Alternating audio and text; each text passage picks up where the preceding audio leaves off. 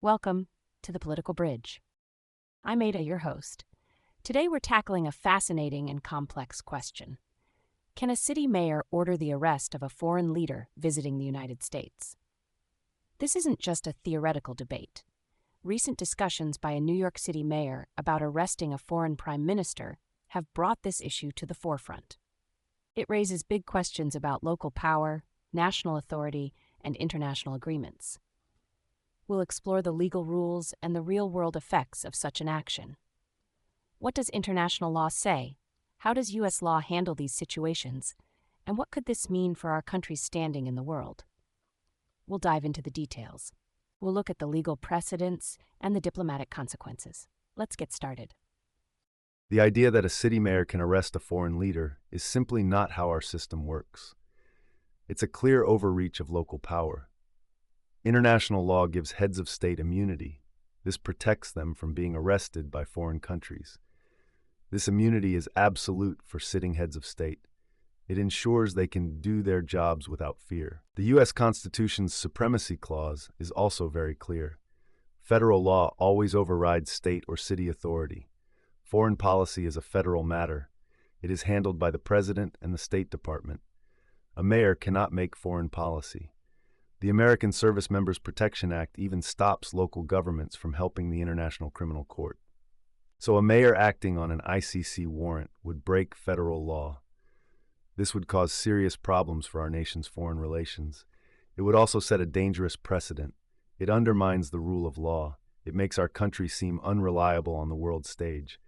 This is why mayoral authority to arrest foreign leaders is a non-starter.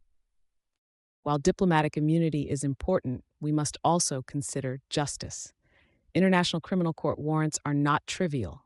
They are issued for very serious crimes like war crimes. The concept of universal jurisdiction allows any state to prosecute people for these grave crimes. This is true no matter where the crimes happened. It's also true no matter the person's nationality. Some countries have used this to prosecute foreign officials. The U.S. has not joined the ICC. However, that doesn't mean we should ignore its warrants. A mayor's desire to act on such a warrant shows a deep commitment to human rights. It reflects the values of many citizens. We should not let diplomatic rules shield people from accountability for atrocities. The moral weight of these charges is immense. Ignoring them sends a message that some are above the law. This is especially true for those who commit crimes against humanity. We need to find a balance between diplomacy and justice. We must hold leaders accountable for their actions. Thank you, Nico and Jordan, for those strong opening statements. Nico, you emphasize the established legal framework and federal authority. Jordan, you highlight the moral imperative of universal justice. My first question for both of you is this. How does the U.S. government's stance on the International Criminal Court affect a mayor's ability to act? The U.S. does not recognize the ICC's jurisdiction over its citizens. It also does not recognize it over its allies. Does this position completely shut down any local attempts to enforce an ICC warrant, or are there nuances we should consider? The U.S. government's stance on the ICC is critical here. Our nation is not a party to the Rome Statute. This is the treaty that created the ICC. This means ICC warrants have no legal force in the U.S. Our federal law, the American Service Members Protection Act, actually forbids local governments from helping the ICC. So, a mayor trying to act on an ICC warrant would directly defy federal law. This isn't a small disagreement. It's a clash with the core principle of federal supremacy. Our Constitution gives foreign policy power to the federal government. It does not give it to cities. If a mayor tried this, federal agents would step in. They would stop the arrest. President Trump has been very clear on this. He stated that foreign leaders would not be arrested in the U.S. This isn't just about diplomatic immunity. It's about who runs our country's foreign affairs. It's about maintaining a stable international system. Local actions cannot undermine federal authority on such important matters. Nico, while federal law is important, we can't ignore the moral dimension. The U.S. not being an ICC member is a choice. It's a choice that many find problematic. It allows alleged war criminals to potentially escape justice. While federal law prohibits cooperation, it doesn't erase the validity of the ICC's charges. Many legal experts argue that universal jurisdiction is part of customary international law. This means it applies even if a country hasn't signed a specific treaty. If a mayor acts, it would force a national conversation. It would highlight the tension between federal policy and global human rights. It could push the U.S. to rethink its isolation from the ICC. It's true federal agents might intervene, but the act itself would send a powerful message. It would show that some local leaders prioritize justice over political convenience. It would shine a light on the need for accountability. We must not let legal technicalities overshadow the pursuit of justice for victims of grave crimes. This brings us to a crucial point. Nico, you argue that federal law and diplomatic immunity make any mayoral arrest impossible. But your argument relies on the idea that federal authority is absolute and unquestionable in these matters. What if a foreign leader is accused of crimes so severe that ignoring them damages America's moral standing? Does the federal government's broad power truly mean there's no room for local action, even symbolic, to uphold human rights? Jordan, you emphasize the moral weight of ICC warrants and universal jurisdiction. However, your position seems to downplay the very real legal and diplomatic chaos such an arrest would cause. How do you address the practical reality that such an action would likely be overturned and could severely harm U.S. foreign relations, potentially putting American diplomats at risk abroad? Ada, while the moral concerns are understandable, the consequences of a mayor's rogue action are too great. The federal government's authority in foreign policy is not just about power, it's about order and stability. If a mayor could arrest a foreign leader, it would invite other countries to do the same to our officials. This would make international travel and diplomacy impossible. It would put American diplomats and military personnel at risk. The U.S. State Department has clearly stated that foreign policy is a federal power. They have also said that diplomatic immunity is protected by federal law. The UN Headquarters Agreement also grants broad protections to leaders visiting the UN. These are not minor details. They are the bedrock of international relations. Ignoring them for a symbolic act would be irresponsible. It would create legal chaos. It would undermine our nation's ability to conduct foreign affairs. It would also weaken the very system that protects our own citizens abroad. Nico, I understand the concerns about diplomatic fallout, but sometimes standing for what's right comes with risks.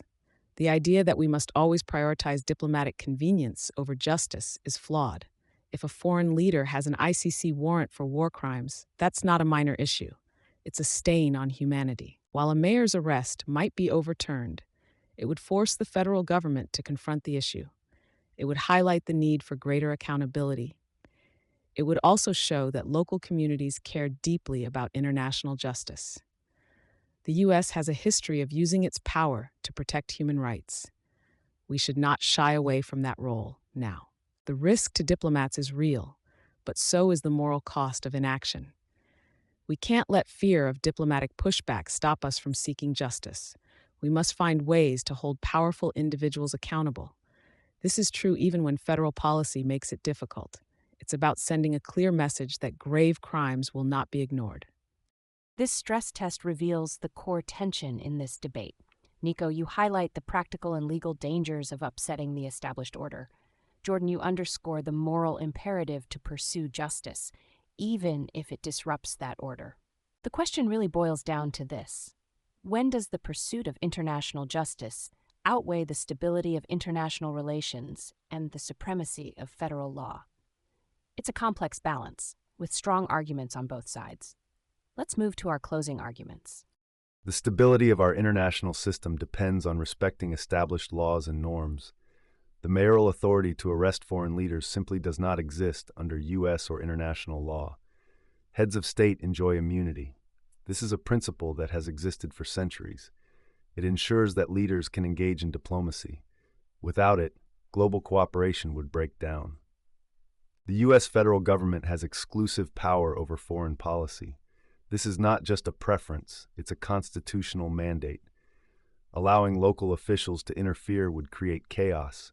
It would harm our national interests. It would make our country look unreliable. It would also put our own diplomats and military at risk. While the desire for justice is noble, it must operate within the rule of law. We cannot sacrifice the stability of the international system for symbolic gestures. The long-term consequences of such actions would be severe. We must uphold federal authority and international legal principles. Nico, while stability is important, so is justice. The world is changing. We cannot ignore grave crimes just to maintain the status quo.